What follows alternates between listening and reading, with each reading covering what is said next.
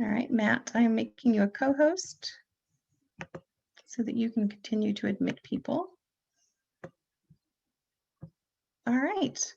Thank you guys for joining us today. I'm Larissa Kautz. I'm the Vice Chair of the South County Task Force, and I'm excited to welcome you today for this joint meeting of the South County Task Force and Ventures in Community. We have with us Mary Payton, who's the chair of the South County Task Force, Bill Collins, who's the leader in the Baha'i community, and Joe Fay, director of facets and co-chairs of Ventures in Philanthropy. This meeting is going to be recorded. It's already being recorded. Thank you, Matt, if that's what you did. We'll be recording this so we can share it with others. This is an important topic that we'll be discussing. The meeting is going to be 90 minutes.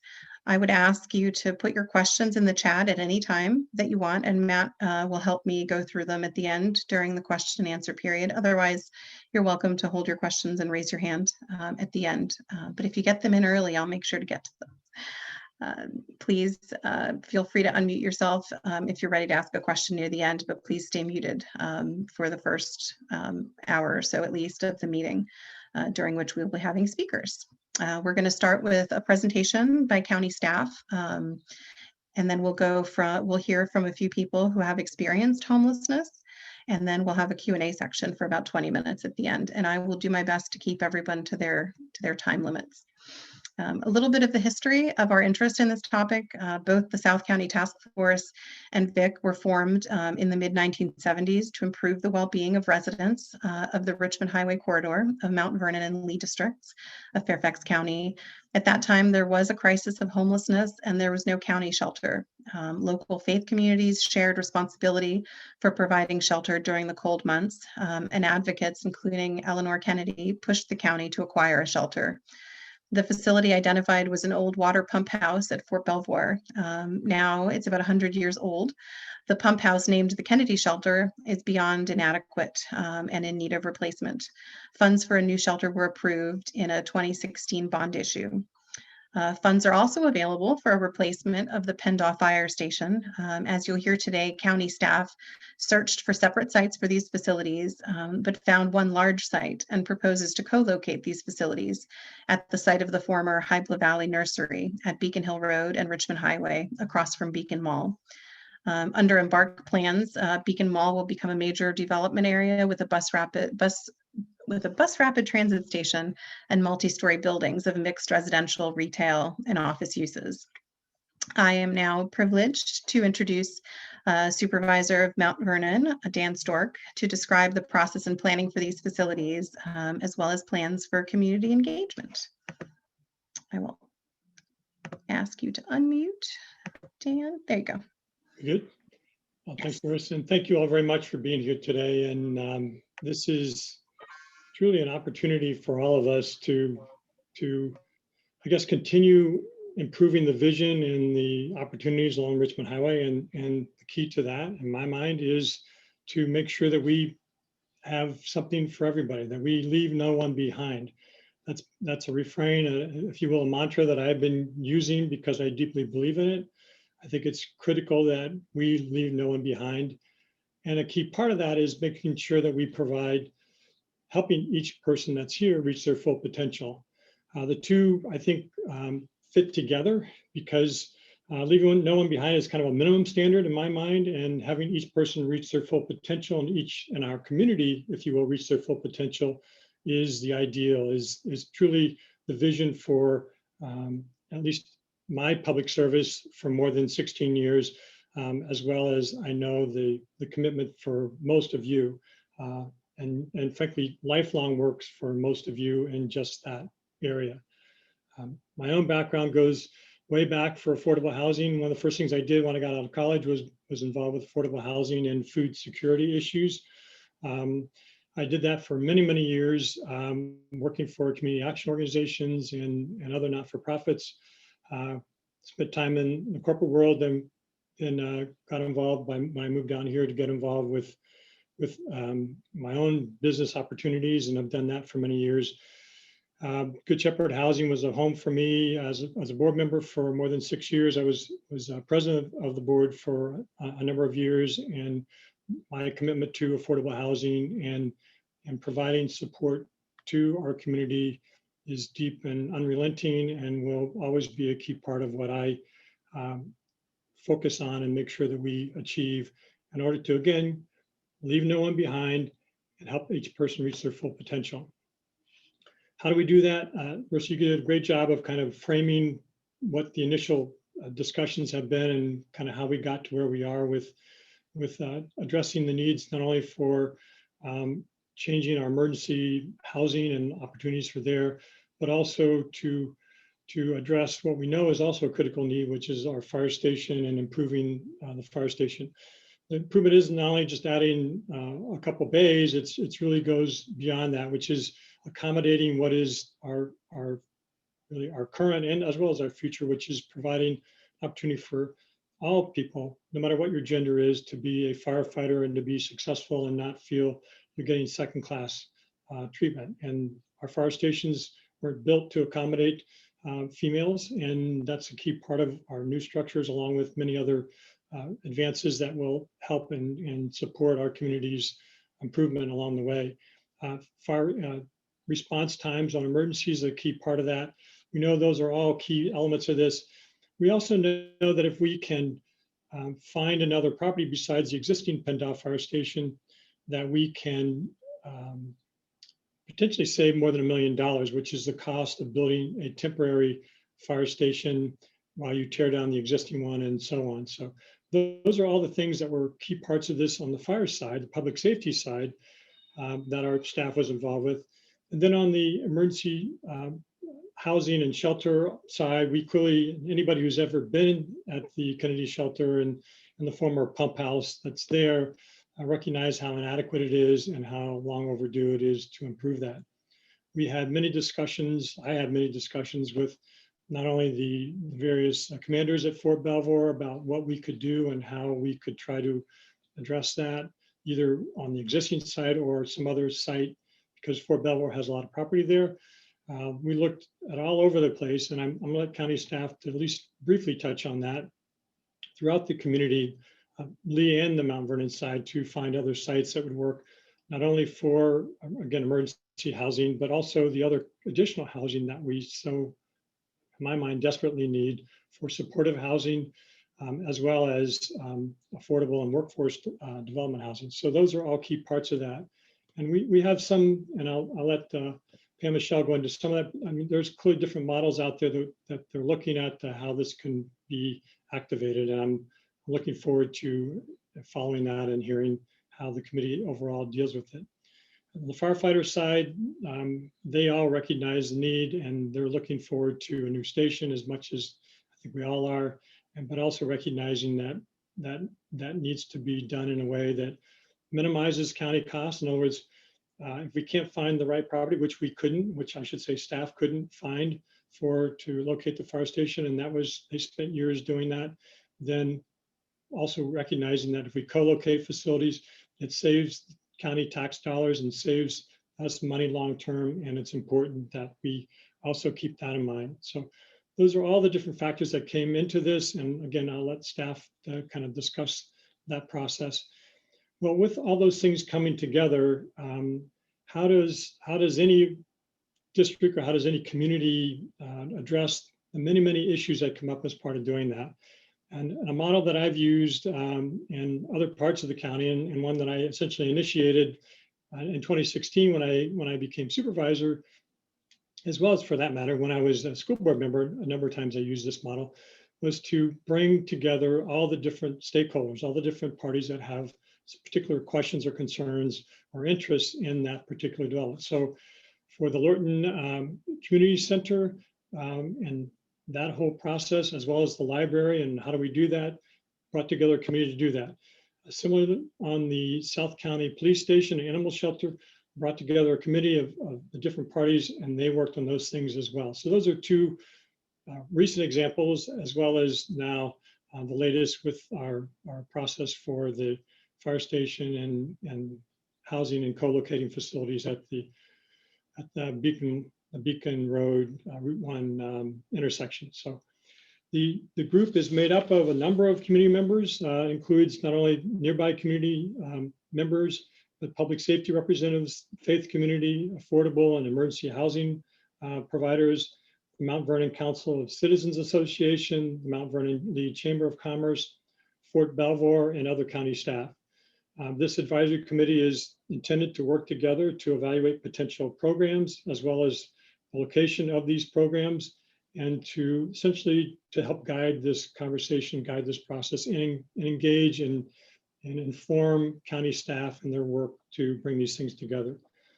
The roles of the committee members have been to not only to be protective, and that's protective in its largest, broadest sense, not only protective of the needs of the many different individuals along the corridor, but also the communities around there, and looking at that broadly and sensitively, as well as to providers, as they are providers, but providers within the community. Their overall goal is, I've mentioned before, at least in my mind, is to leave no one behind, and also to help each individual and our community overall reach their full potential. So they have various roles and responsibilities within that, each bring different perspectives, different experiences, different interests and needs as part of that process. So we're looking for them to advise and engage county staff, as well as ultimately to advise and engage me on how they best see us moving forward. So they will be reporting back to the community many times, but we're still, I would say, in a lot of the initial stages of gathering information, helping them get up to speed on all the different factors that are involved with some of the things that got us to where we are today. And then I would look to bring these out and really as many community meetings as we need to ensure that everybody gets full information and that it's a transparent process about how we proceed from here. So that's the general opening I wanted to share with everybody. And again, I'll be on and happy to answer questions later on. And with that, I think we're just going to go right to the first presentation. And I'm going to introduce Carrie Needham. Carrie is director of our building design and construction division, and overall, really the CIP, the capital improvement process, that program and process that we use in the county. Carrie and I have worked very closely together for the last 5 years on all the many projects in Mount Vernon. We are very blessed and very fortunate to have had the number of new projects and new developments. I'm excited about this as well. And with that, I'm going to turn it over to Carrie and let him start the presentation. Thank you, Carrie. Okay, thank you very much, Supervisor Stork, and thank you to all the members of the task force. We appreciate the opportunity to talk to you today and share the status of the piece of property and the projects we're looking at in the Mount Vernon district. Again, I'm Carrie Needham, Director of Building Design and Construction Division for Department of Public Works with the county. We've got a number of staff members with us today. I'm going to quickly run through introductions for those folks. So we've got Tia Raju, Rochelle Oak, and Danilo Nunez, who all work with me in Building Design and Construction Division in Public Works. We've got Tom Fleetwood, the Executive Director of the Department of Housing and Community Development, and Tom Barnett, who is the county's lead in the Office to Prevent and End Homelessness. And we've also got Lori Stone with the Fire and Rescue Department with us. And we may have one or two others with us, but I think that's the key folks who'll be speaking to the presentation, and you'll hear from those folks shortly. As I think you may have heard in the introduction, the county purchased the Hybla Valley Nursery site in May of 2020. We closed on the property. It's a 3.5 acre site. And we identified the site when we were looking for a location for a temporary fire station as part of our effort to replace or upgrade the existing Pendall Fire Station. And when we located the nursery site, we immediately realized that the 3.5 acre size of the property provided great opportunity, first and foremost, for the permanent station replacement of the fire station without the need for a temporary fire station.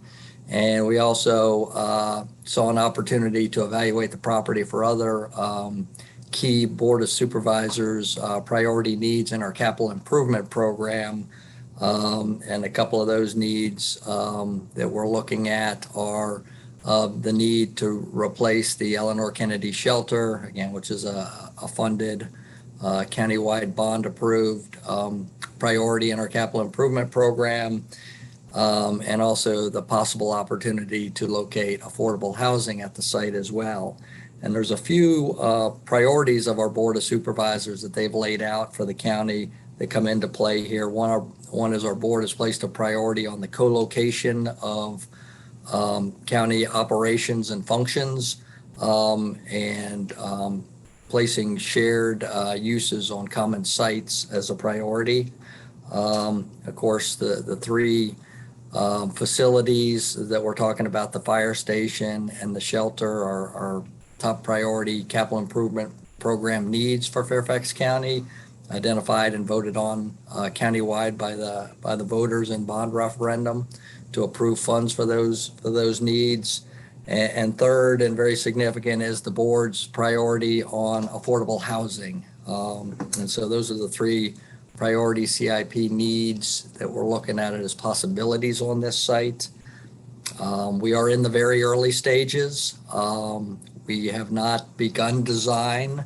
We're in the assessment, outreach, feedback stage, talking to a lot of different folks in the community and in the local area to get feedback on how this might fit within the context of the community.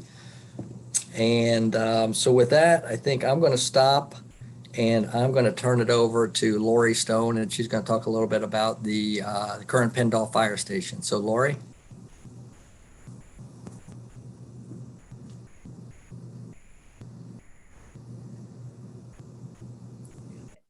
Good afternoon. I'm Lori Stone. I'm in charge of planning for the Fire and Rescue Department. So just briefly, the existing Pendle Fire Station was built in 1967 as a volunteer station.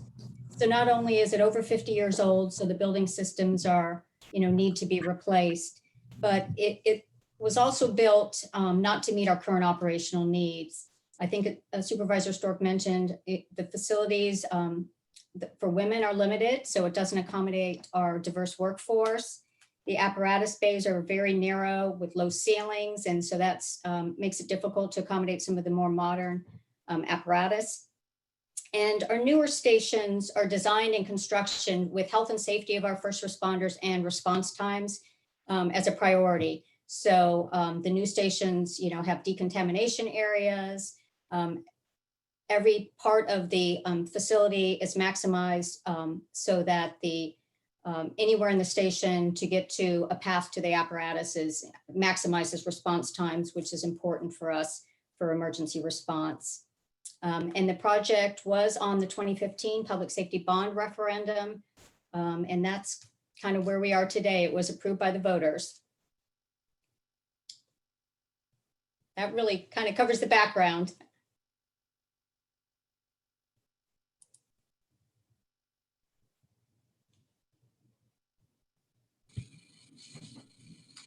Good afternoon, everybody. I'll pick up where Lori left off. My name is Tom Barnett. I'm the Deputy Director responsible for the Office to Prevent End Homelessness in the Department of Housing and Community Development. When we're talking about the needs for emergency shelter and permanent supportive housing in the South County, you obviously need to focus on really two things: our existing facilities and the people that we serve. As Supervisor Stork mentioned, the Eleanor Kennedy shelter, being a very old facility, no longer meets our needs. It has been decades since it's been renovated, and in many ways, especially during the pandemic, it's very clear that a cramped facility, an aging facility with limited accessibility, does not meet the needs of a population with specific vulnerabilities, including many of them with chronic health conditions and disabilities. And so as we're looking around the county and redeveloping or replacing our existing shelter system, we're trying to think about what should a 21st century homeless system look like. And across the country, we're realizing that shelters alone do not prevent and end homelessness. We've been able to, through the 10-year plan, reduce homelessness by nearly half by focusing on housing options for people experiencing homelessness, and shelter being a stepping stone towards greater housing stability. And so as we started to develop 21st century shelters, such as the Catherine Hanley Family Shelter and the next door Kate's Place, and most recently the Bailey Shelter and Supportive Housing Facility, we're including new types of spaces, usually larger spaces that include open areas for flexible needs like dining and groups for life skills and workshops, but also new types of housing, shared and co-located. So permanent supportive housing being the most notable, where for some folks with long-term disabilities, finding housing in the private rental market is going to be next to impossible. And so you need to create affordable housing specifically for this population, which is a small percentage of our population, but end up using a great percentage of the emergency shelter beds. And so by providing long-term supportive housing where services are available to help keep them housed, you're able to reduce the need for shelter and homelessness in our community at the same time. And so with the Bailey Shelter and Supportive Housing Facility that opened up in late 2019, we actually had it all co-located with emergency shelter on the bottom 2 floors and permanent supportive housing on the top 2 floors. We created 18 units of supportive housing for people who are chronically homeless, people who have been homeless for a long time with disabilities. We also created a small number of different type of emergency shelter beds, specifically for people who we call medical respite beds. So beds for people who can no longer stay in the hospital after surgery and other medical needs, but need acute care and cannot simply return to the streets or normal shelter bed. So with the proposed new Kennedy shelter, we're talking about emergency shelter, including medical respite beds, replacing the existing beds in a way that's less crowded, more accessible, but also the addition of permanent supportive housing. The location has many benefits in the sense that people who are experiencing homelessness have the same needs as you or I. They need to have access to get to places where they can be employed, to get to other services in the community. And for a long time, the current site, Eleanor Kennedy, is fairly removed, especially for someone like most of our clients that we serve who don't have automobiles and rely really on buses to get to and from the places that they go. And so as the future of South County, and the bus rapid transit system evolves, having a shelter that's integrated into the community, more accessible to public transportation will really provide a lot of opportunities for people staying at the shelter in the short term. So we're going to move on, and I will hand it over to Tom Fleetwood. Soon you'll also be hearing from Pam Michelle about the operations of the shelter, but after county staff. Tom? Thanks, Tom, and good afternoon, everyone. With respect to affordable housing, it's important really for 3 principal reasons. Number one, it's critical for individual and family well-being. It's critical for our economic competitiveness, and it's critical to build the kind of inclusive and diverse communities that we want to have here in Fairfax County. It is also a county-wide issue, and I'm proud to say that with the support of the Board of Supervisors, we are under construction or have in our pipeline almost 2,000 units of affordable housing in locations all over Fairfax County.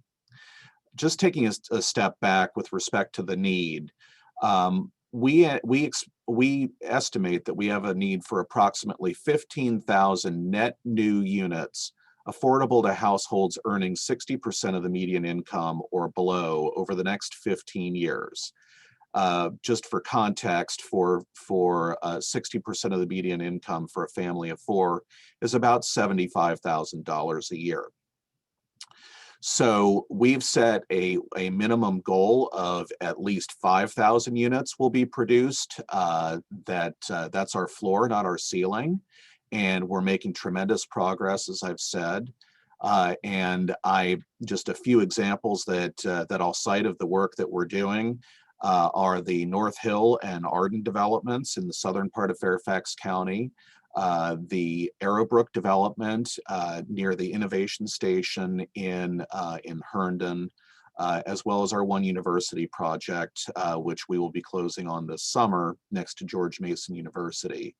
Again, this is a need that is across Fairfax County, and it is absolutely essential, again, for those three pillars that I talked about: individual and family well-being, economic competitiveness, and having inclusive communities.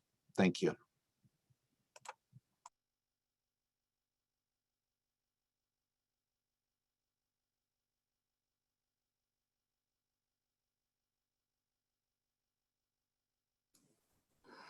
All right. I think I'm throwing it to you, Pam. Is that Okay. right? Yeah. For Sally, your slide presentation, please.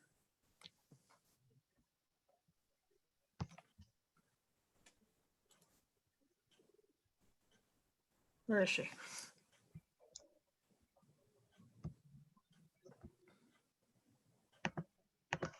Okay, let me introduce myself while we're working on the slides. I am Pam Michelle. I am the Executive Director of New Hope Housing and have been for a number of years. And I am extremely excited about the possibility of a new Kennedy shelter. I want to spend some time talking about what shelter life is like and try to dissuade any myths that people have of the old days, et cetera. First of all, shelter is a part of a system. And originally it was designed, and I'm not talking Fairfax County, I'm talking nationally. Originally it was designed as a place to get people off the streets, to keep them, frankly, to keep them out of sight, but also to keep them safe. Today, homelessness and sheltering is about a tool to end homelessness. It is a step on a path. And our focus is not on fixing people like it used to be and getting them ready to be housed, but in housing them first and foremost, and then providing the wraparound support services that they might need to remain in that housing. Go ahead, and we need slide 3, Claire, second, third. Can you keep, next one. That's the Kennedy shelter, in case anybody's unfamiliar. Okay, so we are part of a homeless response system that's countywide. All Fairfax County shelters function similarly in the same set of guidelines. And our first goal in all shelters is the health and safety of those who come seeking a place to be. But our second goal and long-term goal is to get them housed. Because what does homelessness mean? But it means you don't have a home. And so we got to work with them to find a place that they can call home. The last point in time survey, which is a year old or so now, there was a need for 513 people who needed shelter, but there are only 257 shelter beds countywide. There are 50 beds at the Kennedy shelter, just in case people need to know that. Next slide.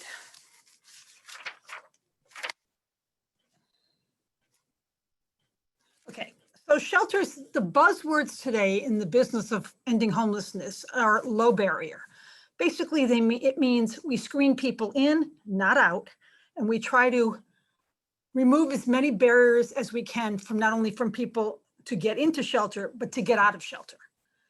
So again, I can't stress this enough. The focus of shelter is to get people into housing, and low barrier is a way to do it as quickly as possible. But it's not just about housing, because we know people have other needs besides just the housing need. And so it is getting people hooked with services that they can use after. Go back to the other slide, sorry. To get the services they need. And there are no prerequisites for entry. So, next slide. All right. How do we decide where to put a shelter? Well, the obvious answer from my perspective is it needs to be both good for the community and good for the guests. And one of the challenges at the Kennedy shelter at the moment is it is not good for the guests, not only because it's old and run down, but in terms of a lot of other things that enable people to have a full life and take advantage of what's available to them in the wealth of Fairfax County. First and foremost, transportation. and transportation to everything, and particularly to jobs.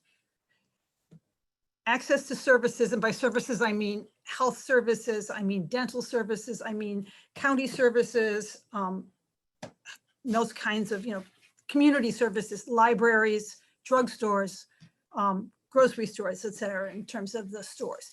So being able to get to things is really important. Very few homeless shelter guests have houses, have cars. So public transportation is really critical. And in terms of the community, our goal, no matter where we are, is to be a good neighbor. Next slide. Okay, so who stays in shelters? I can't emphasize enough that it is not the homeless. These are individual people with individual stories who are mothers, fathers, sons, daughters, sisters, brothers, friends, coworkers. But first and foremost, they're people, and secondly, they are individuals. In terms of who stays in a place like Kennedy, you have to be over the age of 18. We find it in our point in time last year, 34% of the single adults are 55 years and older, and that's a growing, the age of homeless individuals is growing. People are getting older, more people are getting older and staying and continuing homelessness. 56% are people of color, 15% are Latinx, and that's way higher than the population at large, and shows a significant one Fairfax issue. 25% are employed and 59% have income. And the kind of jobs, everything from a grocery store worker to a custodian to a childcare provider, senior care providers, somebody who works in a hospital, IT, hotel, office, you name it. They do. People who are homeless are just like the rest of us. There are lots and lots of jobs they can and do. Next one. How do you get into shelter? Okay, so there's a county-wide system for entry. You cannot walk into a permanent full-service shelter. You have to call and find out if there's a bed available. You call any county shelter, or you can call 222 and they'll refer you to a county shelter. And you find out, first of all, if there's a bed available, and I'm willing to bet that almost never is there a bed immediately available. The guest who's looking for space has a choice of which shelter they would like to be in. So they can come to Kennedy, they can come to Bailey's Crossroads, and they can come to Reston if they are a single adult. Or they can say, I'll take the first bed available. So it really depends. And there's a magical numerical system that when the screening is done, when they call for a bed, the computer does a prioritization of who, based on the needs that are expressed in the survey. One important thing is you get points for being a Fairfax County resident, and you get points for being vulnerable. In other words, the system targets those who are most likely to die on the streets. So if you are, have long-term sickness, if you've been homeless for many years, this is not a death issue, but if you are pregnant, is a priority group. If you have a physical disability, et cetera. So then there's this prioritization, and when a bed becomes available, you get to go. The next slide is about what happens once you're in shelter. Services, shelter stay. Okay, so we are open and staffed 24/7 in all county shelters. We provide 3 meals a day, and we have available laundry services and shower facilities. If you are homeless and in a shelter, you are assigned a bed and a locker or some kind of storage facility, and that is yours as long as you stay there, so that you don't have to line up. You see pictures of people lining up at 6 o'clock at night to get their bed and scrambles and all that. You are in a place until you are able to leave. You do not have to be out of the shelter during the day. You can be in. Obviously, a lot of people are out either working or making going to appointments, less so at the moment because of COVID. And before COVID hit, we were having approximately a 45 to 60 day length of stay for people who seek shelter. Next one. There are a wide range of services. Everybody who comes into shelter is assigned a case manager. And the case manager's job is to coordinate the services that individual needs. It's to find out their history, to find out what their dreams are, where they would like to live. If they don't have a job, what kind of job would they like? And then to link them to both in-house services and to public services. So we also have in-house an employment case manager who works with people who are trying to find a job. We have a housing case manager, so when people are ready and wanting to move and know where they want to live, the housing case manager can go and work with landlords to find affordable units for the person in shelter. And frankly, that's partially a sales job of helping to build relationships with landlords so that they are willing to take our guests. And then we also provide a community case manager who is linked to the person who has moved out and can continue to provide the supports and the services the person needs if they haven't gone to another program, like a mental health program or something. We also have a nurse through the health department who provides services, and a nurse practitioner. And like I said, we provide links to community services and county services. And we do provide activities, whether they're life skills activities or fun activities or classes on site, less so right now because of COVID, and in the community. We are doing quite a bit right now on Zoom with like job fair kind of things, or a class in how to apply for a job, et cetera. So we're trying to make do despite the fact that we have COVID. And I think we're doing quite well. We also, in addition to doing those things in-house, we also have an outreach staff person who goes and tries to connect with the people who are living in the woods along Route 1. And we try to prevent people from coming into homelessness by talking to the person who's looking for a bed and trying to figure out if they really need a bed or whether they need some intervention with their landlord or their family to help them stay where they currently are. Where do people move? They move, primarily our folks move to a room to rent. Single adult who's making a very small wage is able to afford a room to rent. $500, $600, that is a typical placement for us if folks don't have any kind of subsidy or a high enough paying job. Another good move can be back to family or with friends, a permanent move there. Many people go to apartments if they have income. Sometimes they go with income and they don't have to have a subsidy, and other times they get a subsidy. You've heard words like Section 8 or housing choice voucher, public housing. That's what I mean by with a subsidy. Some people need to go to treatment, and we consider that a success if people go to treatment and that's their exit plan from the shelter. As I mentioned, people are getting older, and assisted living and nursing care has become more and more of a housing placement, unfortunately. And then there's permanent supportive housing, which Tom mentioned, and I'll talk about in a little more detail. So when you're out there having graduated from the shelter and you are not in another program, you have the access to the housing case manager who helped you find your unit, and the community case manager at the Kennedy shelter, as well as the subsidies and permanent supportive housing units. We talk a little bit about PSH. Next slide, please. Permanent supportive housing is fabulous. It targets the most vulnerable homeless people who tend to go in and out of the system and don't succeed in shelter or can't maintain in an apartment because they have more needs and more for supports than are available. We have a fabulous permanent supportive housing program on Route 1. It's what used to be the family shelter, used to be called Monlock House 2. It is now called Monlock Place on Lockheed Boulevard. It is 20 small efficiencies, and everybody in there has a lease. Everybody in there pays 30% of their income in rent, and there is 24-hour staffing available, and then there's a case manager assigned to the facility as well.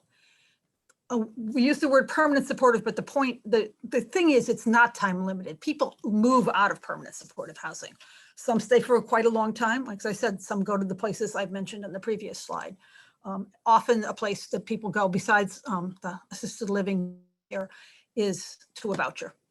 Because these folks have minimal income. They mostly are on SSI, which is 760, 80, whatever, high 700s a month. You can't rent an apartment in Fairfax County for that price. So that gives you hopefully a sense of what happens in a shelter when people have the opportunity to take advantage of our services. And like I said, full service and housing are the important things to remember. The goal is housing. All right. It is now my opportunity to introduce a couple of folks who have benefited from the New Hope Housing Services. The- Actually, Pam, if we're gonna kick it back over to Dan because I accidentally skipped over him, but then we'll come back to you. Sorry. That's No okay. worries. Thank you. And certainly we'll thank you, Pam, Tom Barnett, Lori, Tom Fleetwood, and Carrie, and Supervisor. We will have an opportunity for Pam to go back to Pam, but I'll just share briefly here. Our current site in consideration. So now that we've heard about the needs and then the operations on day-to-day of the shelter, I'll sort of bring the discussion back to the particular site that we have been talking about. And then again, we'll turn it back over to Pam for additional presenters. Going to the site, the origination of how we ended at the site. Again, it was mentioned that the PennDOT Fire Station was an active project, and we were looking at PennDOT Station and looking for opportunities to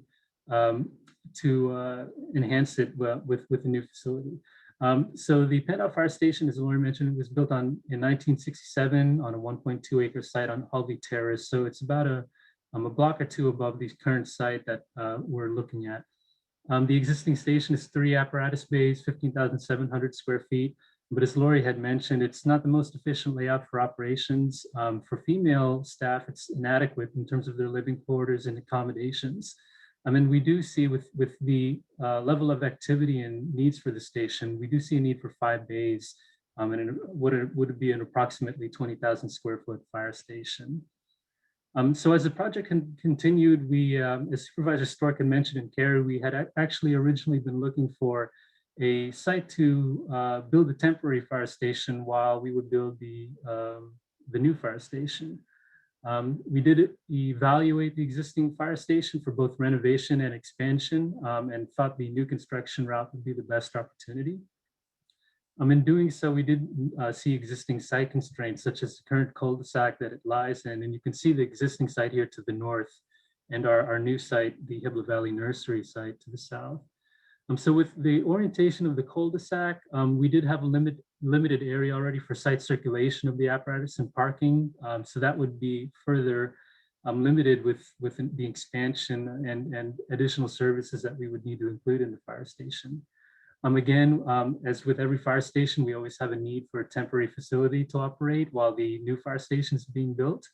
And we did evaluate a couple other sites, which I'll cover briefly in the next slide. But the Hibla Valley Nursery, at the end of the day, when we approached them to see if it was available for a temporary site, we had actually learned that the site could be available to purchase and relocate the fire station to. This site is about 3.5 acres, and it's in close proximity to existing site and additionally close proximity to Richmond Highway. The option to purchase a property instead of leasing and the elimination for need of a temporary fire station made the site very ideal to locate the fire station to. In addition, the site had potential for co-location opportunities, which I'll get into further down the road. This is a quick list of the other sites around the vicinity that we had looked at. And again, with these sites being considered, the Beacon Hill was really the best fit for the fire station.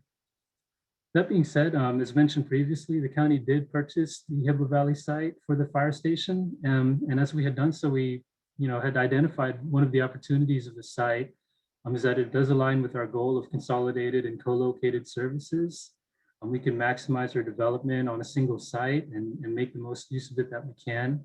And also co-locate, synergies between different programs, the affordable housing, the fire station, and the shelter. Also, the access to the Richmond Highway was very ideal, especially for the occupants and residents that could be living there.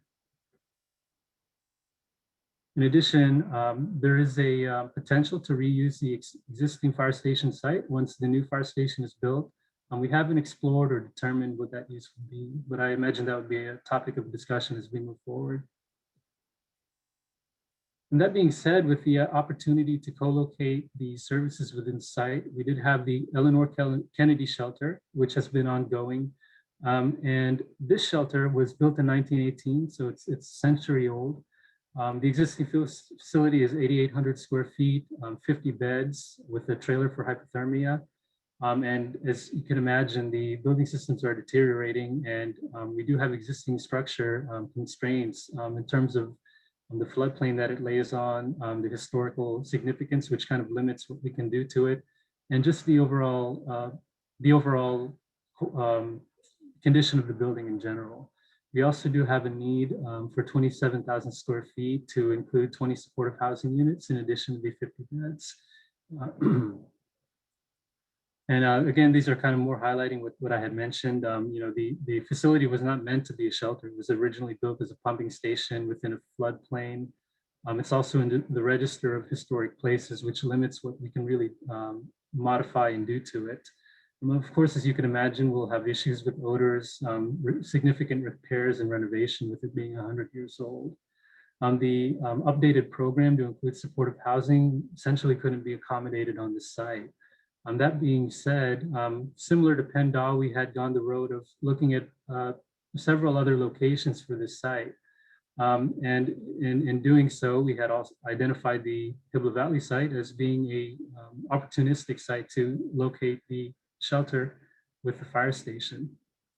Just to give you a high-level overview here of the site we're talking about, this is the site that was purchased and that we're considering co-location opportunities on.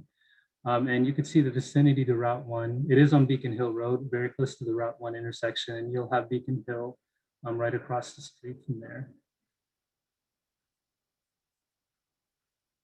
To go over for this site, the potential options, considering the affordable housing component that can also be co-located with the site, we would essentially be looking facility-wise at a fire station approximately 20,000 square feet with 5 apparatus bays, 22 bunks to support the staff running from the fire station.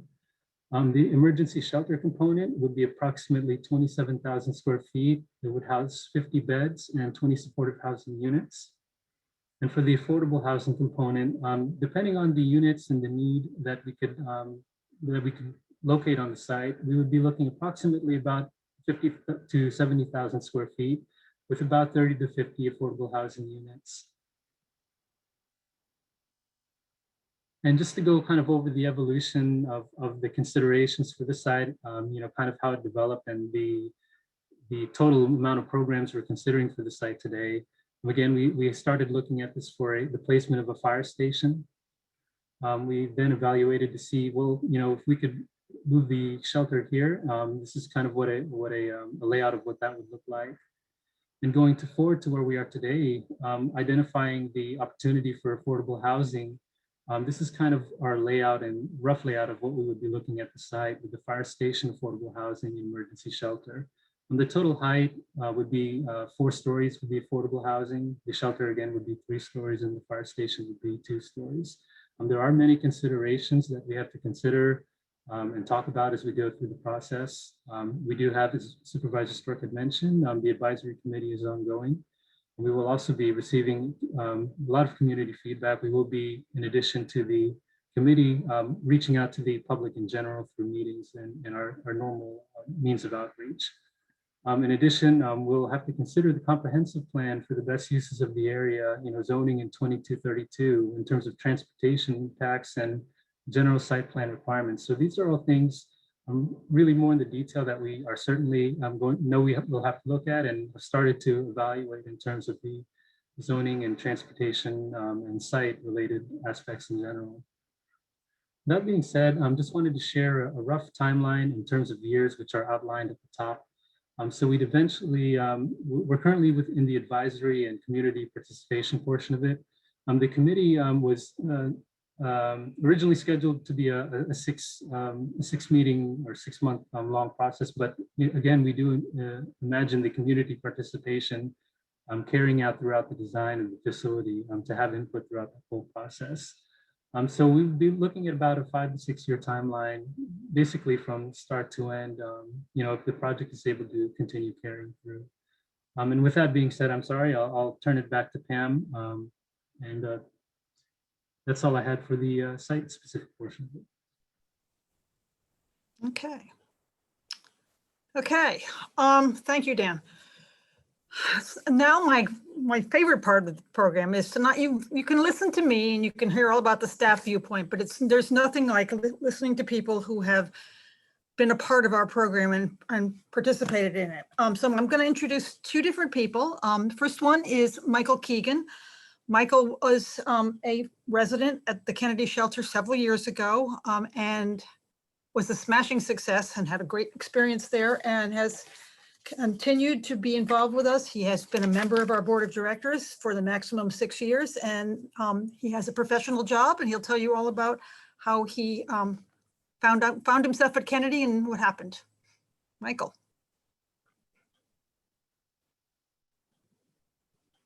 You all know where he is.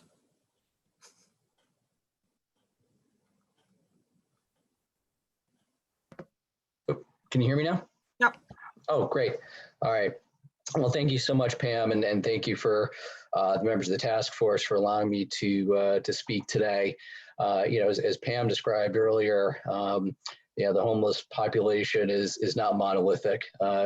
People experience homelessness in many different ways, and my journey was one that was not overnight. It was a cascading series of events, from a terrible mortgage in the early 2000s to a job loss as part of the Great Recession, dissolution of the marriage from the stress of all of that, and then finally, ultimately, the loss of the home. I was fortunate, at least in the immediate time after losing the home, that I was able to stay with friends, divide time with family in New York, but those are not permanent solutions. And they are not long-term options. What then compounded things was as I was kind of getting back on my feet and making some progress, I then was involved in a pretty horrible car crash. I was on the Beltway, Montgomery County, and my brakes went going 65 miles an hour. I obviously survived the crash, but was put back to square one. And in many ways, I was actually in worse shape because the loss of transportation meant the inability to continue the part-time job that I had, in addition to some freelance work. So I was really back to square one. And for a lot of people, and we're seeing this now, the car was not just transportation. In many cases, it was backup housing. There were a number of times when I was staying with different people and family and friends, that the car filled the gap sometimes and provided some of that housing. So after 9 days in the hospital after that accident, a friend came and picked me up, allowed me to stay at his house that night, but they had a newborn, and my staying there long-term was not an option. And so the next day I got dropped off in the middle of downtown DC with 2 giant garbage bags of all of my worldly possessions. And even though it had been 14 months at that point since I had actually had a home that I could call my own, nothing really prepares you for that first time when you are in the middle of a city. And even though I lived here in the DC area for more than 10 years, you look at the city a lot differently when you don't have any place to go to. I was fortunate in so many ways. I was fortunate even under the circumstances. I actually had a little bit of money. I probably had a couple $100 with me. So the first thing I did was invest in a disposable phone so I could reach people and I could stay in contact. The second thing I did was to buy a backpack. Seems silly, but the rationale at the time was, at least if I have a backpack I can fit in, I can also store things, so it's not as glaringly obvious as having a couple of clear garbage bags full of all your possessions. The backpack would allow me to fit in. I could seem like a tourist or a grad student or whatever. That was also critical because when I looked at places to stay, my first thought was to stay at transportation hubs, just given the security, 24-hour nature of security, but also serviced by the metro, at least Union Station and Reagan Airport. the remaining money I had after those was the Smart Trip card, which did allow me to move around quite a bit, which had a practical purpose, and that it opened up, options for me to stay. But it also, allowed me some opportunities to ride the metro or the bus during the day. Keep in mind, this was early September, so it was still fairly warm. So it was climate controlled. And it used to be back down. I don't know if this is true anymore. If you got on a metro, say a Crystal City, even if you rode it all day and you got off at Pentagon City, you only got charged for one stop. So that it provided, safety and security. But, after 11 days, it was not lost on me that this was keeping me safe on a day-to-day basis. It was not helping me, to get out of this situation. I needed something. I needed help. Before I got to that point, on the 11th day, I realized that this was not a way to live. This was a way to die, and frankly, to die relatively quickly. So without any specific ideation or anything, I actually bought a box of sleeping pills, not knowing what I was going to do. The following day, I took myself to Mount Vernon Hospital because, again, it's actually on a bus line, so I could get to it. And at that point, got into the system. Spent 11 days at Mount Vernon. Was then at I guess probably the best way to describe it is a county, the Emergency Services Bureau. I believe that's the name. But at a facility adjacent to Fairfax Hospital. And after a couple weeks there, as Pam described it earlier, was making phone calls and finally a bed opened up at Kennedy. And so on a Saturday afternoon in October of 2013, I took over bed M7 in the Kennedy shelter as one of the 50 residents. When I arrived at Kennedy, what I needed, and certainly Kennedy through New Hope offers a host of services as Pam laid out. What I needed far more than anything else was stability, but it was also things that I never really thought I would take for granted. It was a bed. Being able to sleep horizontally is a lot easier than sleep sitting up in an airport or a train station. You don't really sleep well, certainly. A shower was important. This was, at least when I was street homeless, this was September. And after 11 days without access to some basic hygiene, you can imagine I was not particularly the most pleasant person to be around. And so, those were important. Having a locker was important. I needed, some place to be able to hang the one suit that I had and other clothes and other things. I knew I couldn't go to job interviews hauling all of my worldly possessions. That was not going to go too well. So, that was important. Laundry services, all of those things. So things that I had taken for granted were critically important. And without them, I was not going to be able to get out of the cycle. And so all the other services as well. I mean, certainly, as Pam mentioned, case managers and having people to talk to, they were also helpful in storing my medications too, so I could take medications. It was the whole host of services, and so but having that stability too, not you generally don't eat particularly well, you don't sleep well, you don't take very good care of yourself, relatively speaking, in that situation. Stability, of not having to wonder where I was going to be that night, feel like I was having to evade security or take measures so, I wouldn't be hassled or thrown out. Those were also critically important as well. And so, I was, as I said, I was very fortunate. After a little over 2 months at Kennedy, I finally, had finally got an interview and finally got a position in my professional chosen field, which provided a salary to be able to provide for my own housing. And in fact, I was at the Beacon of Groveton Apartments, so not far from the site that's being considered now. And so I've since moved on from Beacon of Groveton, lived in the West End of Alexandria in this lovely home I share with my partner that I'm joining you from today.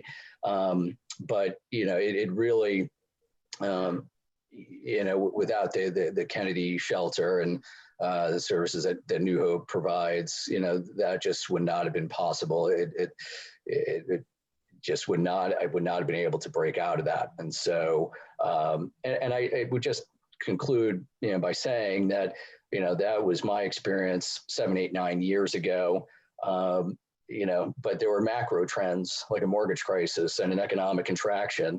These are things that we are seeing now and could potentially get worse. And so, the need for Kennedy, the need for New Hope, and all the homeless services providers, are critically important and will continue to be so. And so I just really appreciate the opportunity to share my story with you. And I'll turn it over to Pam, and I'll stay on and happy to answer any questions. Mike, thank you so much. It was so good to see you again. Yes.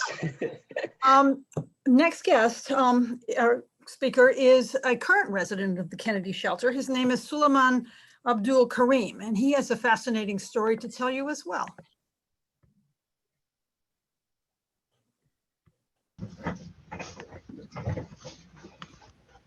Hello, everybody. Nice to seeing everybody again.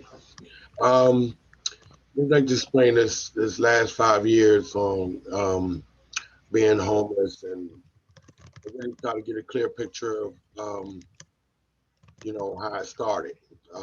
Me and my child's mother, we moved down here 5 years ago, and things was up and down and all that, and my job and everything started to falter and all. I wasn't put on a lease and stuff. It was a lot of trust and demands and stuff like that. So I was getting locked out, and even being thrown out because I was drinking a lot and going through my situation. So being around my child and stuff, my daughter and everything, she's 13 years old, and she's been worried about her father and what his life is going to turn out to be and stuff like that. So being on the streets and stuff like that, I bumped into friends, we're not friends, but associates, and sleeping at bus stops and stuff like that. And just going through the motions and stuff like, I couldn't really function right, being filthy and, not clean and stuff like that. And I went back, and when I've gone back, I was set right back out there on the streets again, because of not being responsible enough to, obtain a job again. I've lost my ID out there, my social security card and all that. So furthermore, I had bumped against Rising Hope. I started going there and stuff like that for food and shelter and stuff like that through the summertime or whatever like that. And it was still tough, you know what I mean? Being around other people and stuff like that. You can't trust anything. People taking your stuff and all that, just you're in a corner where as though you know where you're going to end at. So I had got word that Eleanor Kennedy was a shelter down in Bellevue and stuff, and I started making my way down there, and I made my assessment, and it took like a few weeks, whatever, and they welcomed me in with open arms. I started telling them about myself and explaining that I didn't want to live in these conditions anymore. My mother, she died on the streets and stuff. She was homeless and all. I was taking care of her, and she chose to die on the streets instead of dying in the apartment where I stayed at. And I took it very, very personal because she was my best friend. Now that she's gone, I've been trying to get myself on my road to success and all. And I was let go, and I was back on the streets again, and going through that last 6 months of poverty and everything, trying to obtain my life and not down the street with the regular guys. They were dying off of these drugs and stuff like that, and I was right next to them. I had so much to offer, but I couldn't offer them my heart because I didn't trust anyone. So I tried again. I came back to Kennedy um, a year ago, and they opened arms again, and this time it was for the better. The OSS program was small, but Paul, I met him, and he told me that I have a job for you. And since then, I've been working with the OS program and stuff like that, doing job, field work, uh, park and recreations all up and down Richmond Highway, um, maintaining my course, um, Norman M. Cole pollution plant. We started working down there, cleaning up the baseball field and fence lining and et cetera, the pipelines and stuff like that, tunnels and everything. And from there on in, they offered me a big position at the job, becoming a technician. And I'm so grateful for for you, Pam, for opening the doors for me and um, not letting you down or anything, but pushing me and praying for me. And you know, last year and stuff, I did graduate out of poverty class and stuff with honors. I was also a speaker and stuff like that for Martin Luther King for the last for Black History Month. Um, all these achievements start coming and stuff like that. And I truly thank Paul and stuff because he really was watching and looking at me, and I did not even know that I would be sitting here today, giving y'all my heart. I've never really opened up to anyone, but my mom. But for for y'all today, it's really been an honor and a privilege um, that I'm about to be having this job. I'm about to have my job on Monday. I'm starting at 6 o'clock in the morning. So I'm training myself to go to sleep early and to wake up and get prepared for this job. I want to see Kevin and them again. It's been a long road here, and I truly appreciate y'all for inspiring me and the case managers, and they've been sticking with me and everything. And I have some paperwork for them to fill out and keeping them busy. And I thank you so much, and I appreciate y'all. God bless. What a fabulous story, Sulaiman. And we will be watching and helping and supporting you as you start this new and exciting journey. As an aside for the folks on the call who may not know some of the alphabet soup that was used, we New Hope Housing are in a collaboration with Public Works Department in the county. We started as a stream cleanup project and paying people who were in the shelter twice, $10 an hour for 2 days a week. And it then has grown into this project with the Norman Cole plant and has now grown into actual real permanent employment. And we are very excited about this pilot and Sulaiman's success. Q&A time. All right. I am going to attempt to bring back all of the people that were on originally from the county.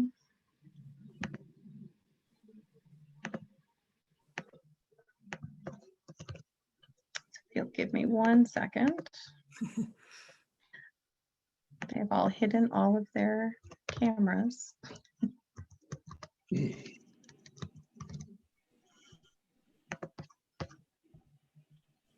We do have a lot of questions.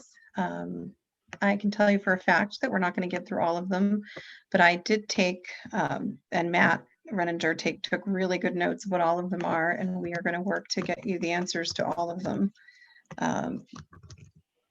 from the county, from Dan's office.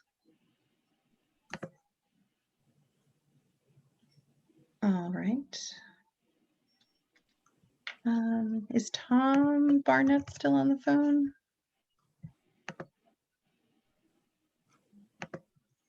All right, got Tom.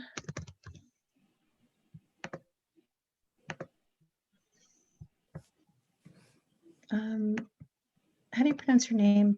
Danilo? Danilo? Do you know who else is on the phone that I need to bring up on the spotlight? Yes. All the county folks, essentially. Yep, there's Lori. Yep, there's a Lori. There's Tia, Rushali, Carrie, Barnett.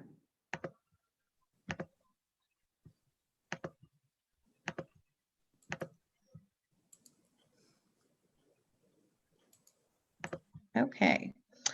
Well, one of the first questions I'm going to ask is actually a good first question because it'll go through kind of when everyone else can expect to be able to get feedback and a lot of communication. What is the process in terms of timetable and mechanisms for community engagement, and then bringing that feedback together, and how will kind of the results of feedback from the community be then communicated back to the community?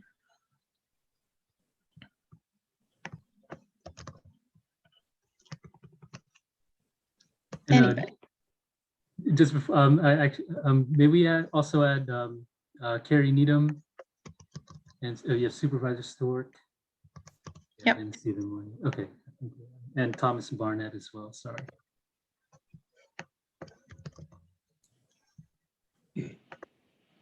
All right.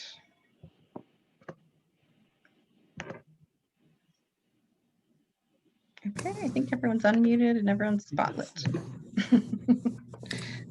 All right, so timetable and mechanisms for community engagement. So I'll take the first shot at that, and if others want to chime in, that would be great too. So as Supervisor Stork noted, we have a pretty broad-based advisory committee chartered by his office. It's been meeting for a few months on a regular basis. We've already had, this is maybe the third community-based organization that we've had the opportunity to meet with and share kind of the thoughts and the primary issues on the table. We've got some more of those type of community HOA, civic association type organizations on the calendar in the coming weeks, and we'll also be working towards kind of a more of an open forum type of community meeting to share the best current information we have. So it's a continuum. We've already been outreaching for a little while. We'll continue that, and yes. So and I will say our goal is to try to kind of reach a consensus conclusion in terms of what the the basics of the development on this site will entail and generally look like by midsummer of this year. Mm-hmm. And I guess I'll preempt some of the specific questions by asking, what are some of the biggest concerns that you've heard so far from the community? I think, I think the chat room is probably a pretty good example. I think it's kind of the demographic of the guests and the shelter and the supportive housing, the income levels for affordable housing, the noise considerations with the fire station, the safe egress of the apparatus from the fire station to get out onto the streets and respond to calls. I think the scale, the mass of the development on the site and with the adjacent kind of lower density single family homes has maybe not been quite put that way, but I think that's kind of been an underlying piece of feedback we've heard. The other major ones. Yeah, and then open space was also a consideration. Right. What are some of the answers to some of these concerns in terms of, particularly, I think the biggest thing I've seen in the comments is is kind of the makeup of the population at the shelter and how that might impact the community. While we were talking, I took a quick look at where the former shelter was located on Fort Belvoir, and it does seem to me that within about a mile or so of that shelter, there are quite a few. There's child development centers, there's some schools. So I'm wondering if there's anything we've learned from the current shelter and how it's impacted the community around it that might give us some information about the other location of the shelter.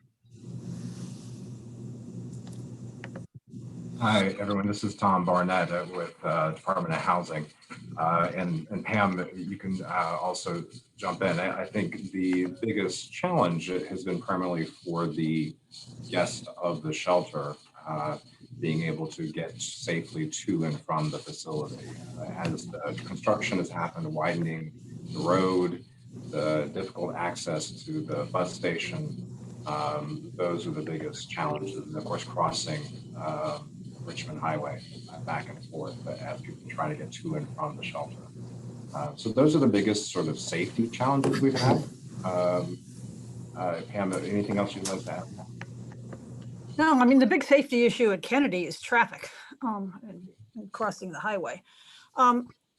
And there has been very little interaction with the community around in general, I would say. And that's true. We also, for people who don't know, we also operate the New Bailey's Crossroads shelter, and interaction with the neighborhood there is also very minimal.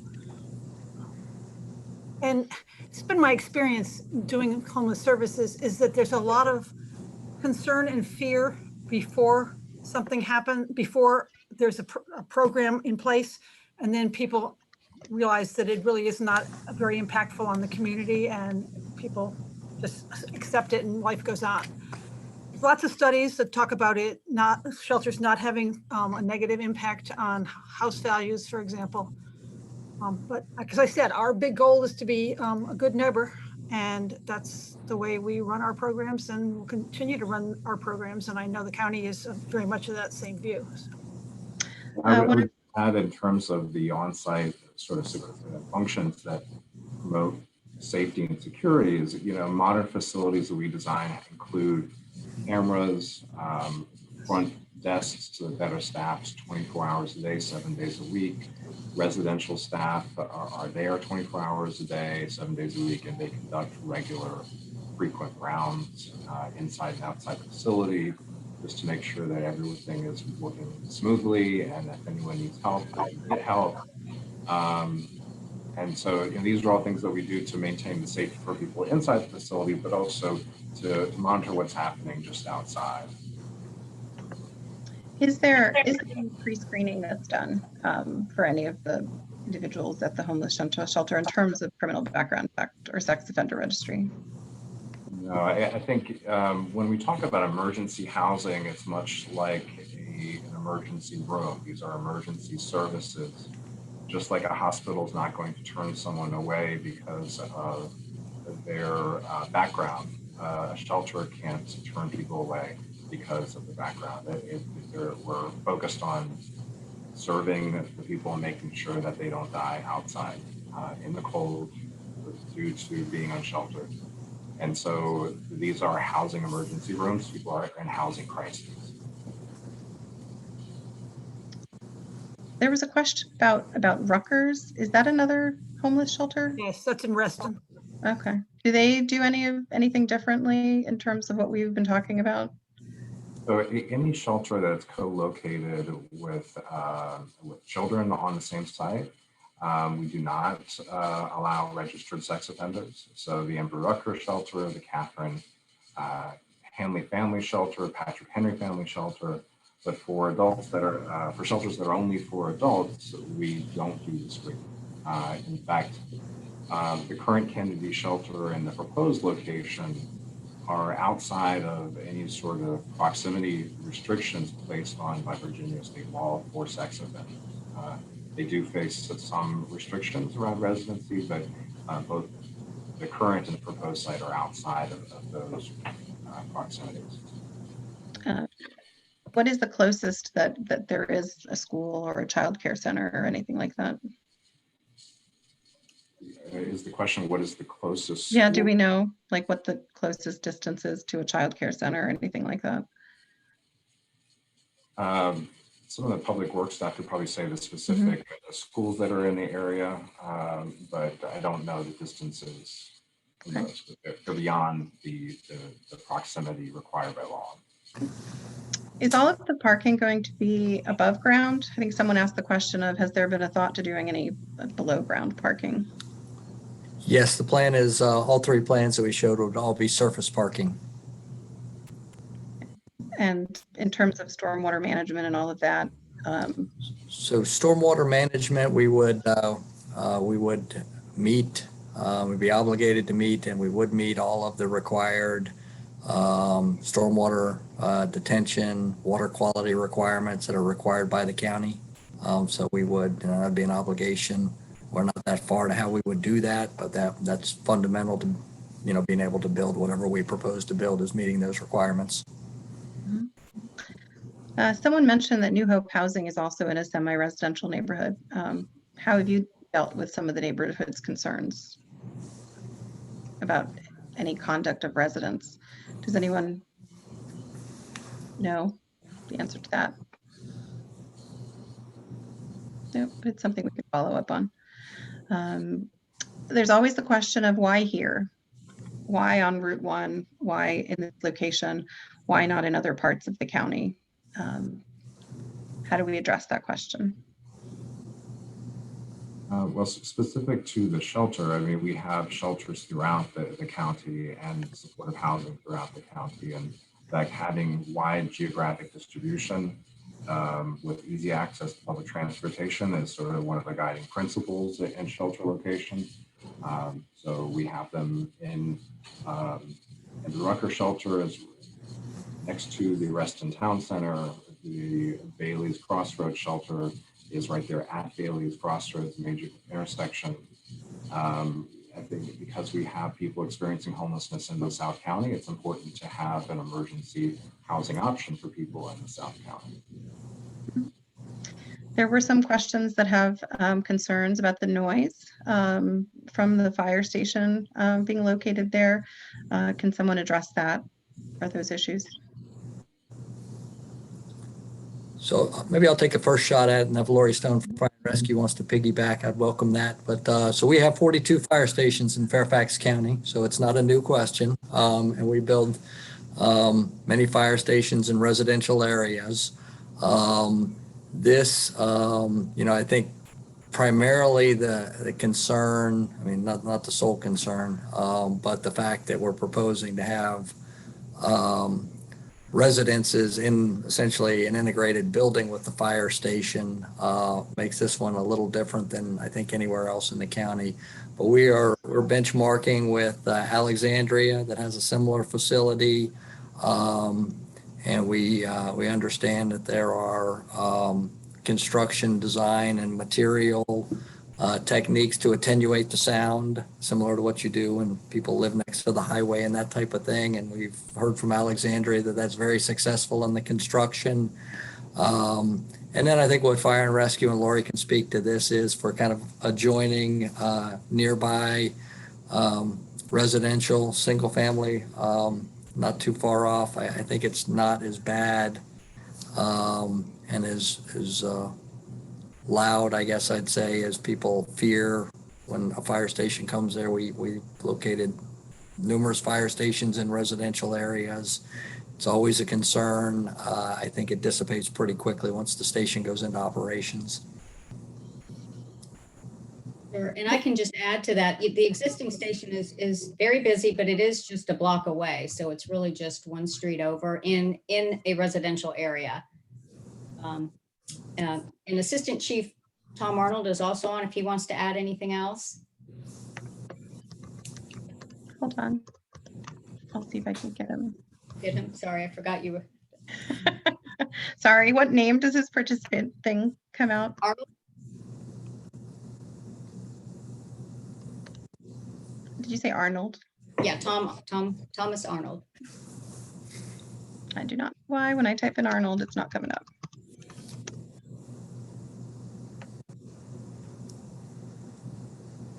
Well, I will ask my next question while I figure out how to figure that out. There's been a question about having setting up a Q&A on the PennDAW website as somewhere that might be a good way to add more information and answer some of these questions as well.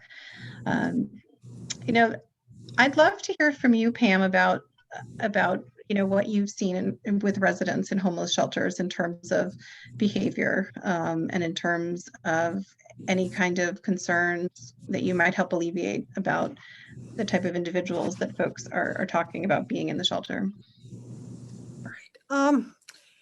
I go back to my earlier statement about it's not the homeless, it's individuals, and they all have their own stories. And so it's really hard to make generalizations about people. We looked at the data, at the sex offender data, for example, in the area of the new shelter, currently without the shelter, the existing shelter area, and there are 2 people in the current shelter who are sex offenders, and there were several in the neighborhood.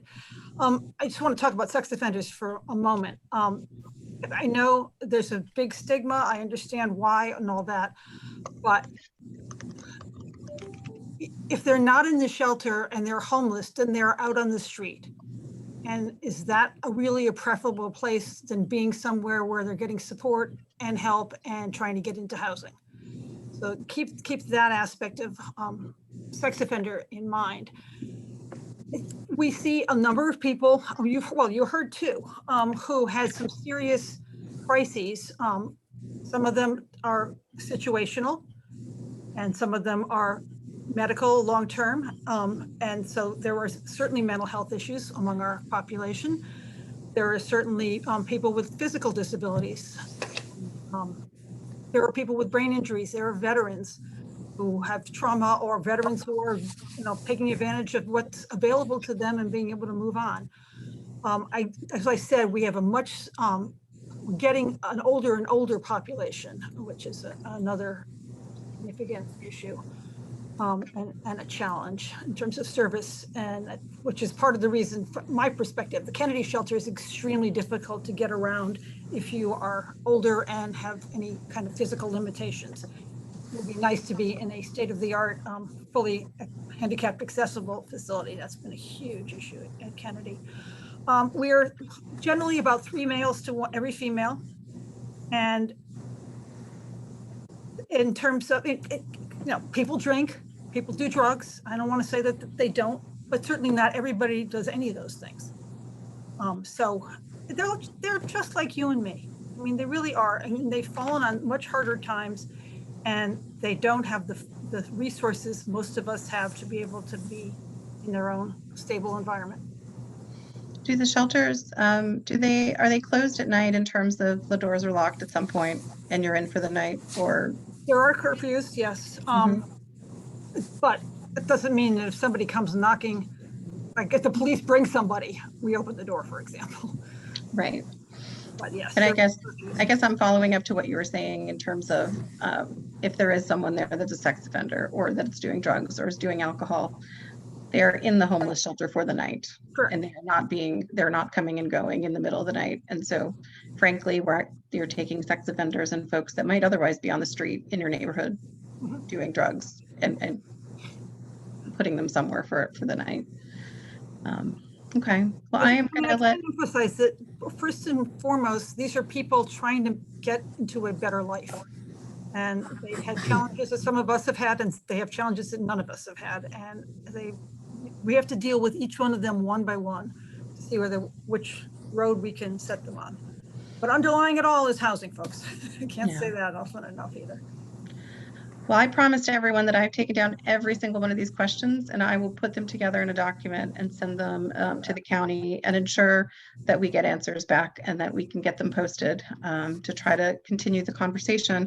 I really appreciate everyone joining us today. And I'm going to let Dan and then Mary quickly have the last word. Thank you, Alyssa. And I think you've heard from the folks who've been most involved with putting the meetings together and working with the community, and we have a long way to go. This committee, as I started the conversation at the very beginning, This committee is a way of engaging not only the community, but also engaging county staff and frankly trying to identify what works best, what will work best for all of the needs that we're trying to meet. And I think, as you also heard, this isn't unique to Richmond Highway. We have shelters, we have housing, we have needs all across the county. I think the county is more focused on ensuring that those needs are addressed around the county, as they should be, while still hopefully committed, as I am, to ensuring that the needs that are in our community, always leaving no one behind, that we have a way and we can and do address them as well. So this area is going to dramatically change over the next many years. The 21st century is bringing about a number of changes. We need to anticipate those changes as well as form those changes. And that's really what we're all working to do. So Embark and Richmond Highway Mass Transit and the additional urbanization that's going to occur along the highway, those are all key parts of this and trying to anticipate needs, ensuring that as we change, that we will be able to meet the changes, not only the folks that are already here, but also, again, the commitment that I have. And I know, to me, it's not just aspirational, the commitment to helping each person realize their full potential. And all of us are in different places in that, on that line, if you will. And it's, I think, our commitment, whether you're faith-based or a personal part of what you believe in, those are, I think, the commitments that this community has made for a long, long time. And I understand that we'll be continuing to work that out and find what the right balance is for all of us. So again, thank you all very much for being here. And this will not be by any means the last. There will be many more conversations, not only with you all, if that's what you'd like, but also throughout the community and the different organizations that are part of it. So again, thank you. Thank you, Supervisor Stork.